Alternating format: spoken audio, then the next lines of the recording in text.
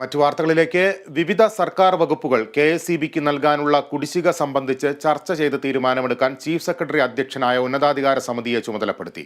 വൈദ്യുതി പ്രതിസന്ധി ചർച്ച ചെയ്യാൻ മുഖ്യമന്ത്രി വിളിച്ചു ചേർത്ത യോഗത്തിലാണ് തീരുമാനം. പല വകുപ്പുകളിൽ നിന്നായി കോടിക്കണക്കിന് രൂപയാണ് KSEBക്ക് കിട്ടാനുള്ളത്. വിവരങ്ങളുമായി ബിനോയ് ചേരുന്നു. ബിനോയ്, ഈ കുടിശ്ശിക പിരിച്ചെടുക്കാൻ എന്തൊക്കെ മാർഗങ്ങളാണ് ഇപ്പോൾ ബോർഡ് ആലോചിക്കുന്നത്? ലബീഷ്, കടുത്ത സാമ്പത്തിക പ്രതിസന്ധിയും ഒപ്പം വൈദ്യുതി പ്രതിസന്ധിയും നിലനിൽക്കുന്ന സാഹചര്യത്തിലാണ് വൈദ്യുതി ബോർഡിന്റെ നിർദ്ദേശപ്രകാരം മുഖ്യമന്ത്രി തന്നെ ഇന്നലെ പ്രത്യേക യോഗം വിളിച്ചു ചേർത്തത്.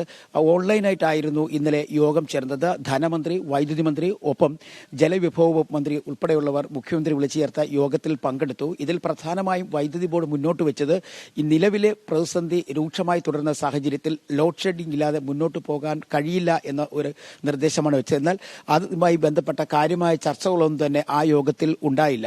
പ്രധാനമായും ചർച്ച ചെയ്യപ്പെട്ടത് അത് ഏകദേശം 8,000 കോടിയോളം രൂപയാണ് KSEBക്ക് വൈദ്യുതി കുടിശ്ശികത്തിൽ കിട്ടാനുള്ളത്. ഈ തുക പിരിച്ചെടുക്കുന്നതിന് അടിയന്തരമായി ചില നടപടികൾ സ്വീകരിക്കുവാൻ ഒരു നിർദ്ദേശമുണ്ടായി. അത്തരത്തിൽ ആ പൈസ പിരിച്ചെടുക്കുന്നതിന് വേണ്ടി ചീഫ് സെക്രട്ടറിക്ക് ചുമതല നൽകിക്കൊണ്ട് ഒരു പ്രത്യേക സമിതിക്ക് രൂപം നൽകിയിട്ടുണ്ട്. ഈ സമിതിയായിരിക്കും പ്രത്യേകിച്ചും സർക്കാരിന്റെ വിവിധ വകുപ്പുകൾ നൽകാനുള്ളത് കോടിക്കണക്കിന് രൂപയാണ്. ഇവരിൽ നിന്നും ഈ പൈസ പിരിച്ചെടുക്കാനുള്ള ഒരു ഉത്തരവാദിത്തം ഈ പ്രത്യേക സമിതിക്ക് നൽകിക്കഴിഞ്ഞിരിക്കുന്നു.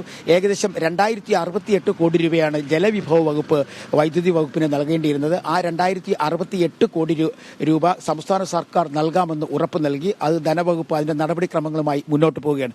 നിലവിൽ വൈദ്യുതിയുടെ പ്രതിസന്ധി പ്രധാനമായും കഴിഞ്ഞ ദിവസങ്ങളിലൊക്കെ നമ്മൾ കണ്ടതാണ്. ഏറ്റവും കൂടുതൽ റെക്കോർഡ് ഉപയോഗമാണ് കഴിഞ്ഞ ദിവസങ്ങളുണ്ടായത്. ഏകദേശം 5,066 മെഗാവാട്ട് വൈദ്യുതിയാണ് കഴിഞ്ഞ ദിവസം മാത്രം ഉപയോഗിച്ചത്. അതായത് കഴിഞ്ഞ ഒരു 4 ദിവസമായി 100 ദശലക്ഷം യൂണിറ്റിലധികം വൈദ്യുതി കേരളത്തിൽ ഉപയോഗിക്കുന്നു എന്നാണ് കണക്കുകൾ തന്നെ സൂചിപ്പിക്കുന്നത്. ഇത്തരത്തിൽ വൈദ്യുതിയുടെ ഉപയോഗം കൂടി മുന്നോട്ട് പോവുകയാണെന്നുണ്ടെങ്കിൽ കടുത്ത പ്രതിസന്ധിയിലേക്ക് സംസ്ഥാനം നീങ്ങും എന്ന് തന്നെയാണ് വൈദ്യുതി വകുപ്പിന്റെയും മുന്നറിയിപ്പ്. അതുകൊണ്ട് അത് മാത്രവുമല്ല, നിലവിൽ 15,000 മുതൽ 15 കോടി മുതൽ 20 കോടി രൂപ വരെ ദിനം പ്രതി പവർ എക്സ്ചേഞ്ചിന് നൽകിക്കൊണ്ടാണ് ഇപ്പോൾ വൈദ്യുതി വാങ്ങിക്കൊണ്ടിരിക്കുന്നത്.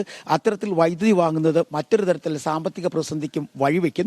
മാർച്ച് മുതൽ മെയ് മാസം വരെ വൈദ്യുതി ഇത്തരത്തിൽ വാങ്ങണമെന്നുണ്ടെങ്കിൽ ഏകദേശം 1,477 കോടി രൂപയോളം വൈദ്യുതി വകുപ്പിന് വേണ്ടിവരും. ഈ പൈസ സംസ്ഥാന സർക്കാർ നൽകണം എന്നൊരു നിർദ്ദേശം മുന്നോട്ട് വെച്ചു. അല്ലെങ്കിൽ കടമായി എടുക്കാൻ ഒരു അവസരം നൽകണമെന്നും വൈദ്യുതി വകുപ്പ് മുന്നോട്ട് വെച്ചിട്ടുണ്ട്. ഇതൊക്കെ പിന്നീട് ചർച്ച ചെയ്യാൻ തരത്തിലേക്ക് കാര്യങ്ങൾ നീങ്ങുകയായിരുന്നു. എന്തായാലും നിലവിലെ സാഹചര്യത്തിൽ വൈദ്യുതിയുടെ ഉപയോഗം ഇങ്ങനെ മുന്നോട്ട് പോവുകയാണെങ്കിൽ കടുത്ത പ്രതിസന്ധിയിലേക്ക് പോകും എന്ന് തന്നെയാണ് വൈദ്യുതി വകുപ്പും പറയുന്നത്. നിലവിലെ സാഹചര്യത്തിൽ നമുക്ക് ജലവൈദ്യുത പദ്ധതി ഉൽപ്പാദിപ്പിക്കുന്ന പവർ സ്റ്റേഷനുകളിൽ കാര്യമായ തരത്തിൽ ജലവിധാനം ഇല്ല. ജലനിരപ്പ് കുറവാണ്. കാരണം മഴ വളരെ കുറച്ചാണ് ലഭിച്ചത്. അതുകൊണ്ട് തന്നെ പ്രധാന പവർ ജനറേഷൻ പ്രദേശങ്ങളായ ഇടുക്കിയിലും ഒപ്പം ശബരിഗിരി പദ്ധതി പ്രദേശത്തു നിന്നും കാര്യമായ രീതിയിൽ വൈദ്യുതി ഉൽപ്പാദനം നടക്കുന്നില്ല. വരും ദിവസങ്ങളിൽ ഇനിയും ജലനിരപ്പ് താഴാനുള്ള സാധ്യതയുണ്ട്. അങ്ങനെയാണെങ്കിൽ കൂടുതൽ പ്രതിസന്ധിയിലേക്ക് പോകും.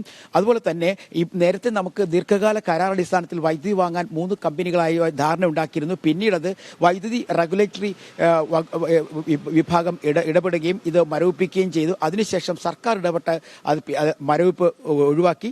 എങ്കിൽ തന്നെയും ഇപ്പോൾ ഈ 3 കമ്പനികളും സംസ്ഥാനത്തിന് വൈദ്യുതി നൽകാൻ തയ്യാറാകുന്നില്ല. ഇത്തരത്തിൽ ഒരു നിലപാട് അവർ സ്വീകരിച്ചതിനെ കുറിച്ച് സംസ്ഥാന സർക്കാരോ അല്ലെങ്കിൽ മുഖ്യമന്ത്രി തന്നെ ഇടപെട്ട് ചർച്ച ചെയ്യണമെന്ന ആവശ്യവും ഇന്നലത്തെ യോഗത്തിൽ ഉയർന്നു വന്നു. എന്തായാലും നിലവിലെ സാഹചര്യം ഇങ്ങനെ മുന്നോട്ട് പോവുകയാണെന്നുണ്ടെങ്കിൽ സംസ്ഥാനത്ത് കടുത്ത വൈദ്യുതി പ്രതിസന്ധി ഉണ്ടാകുമെന്ന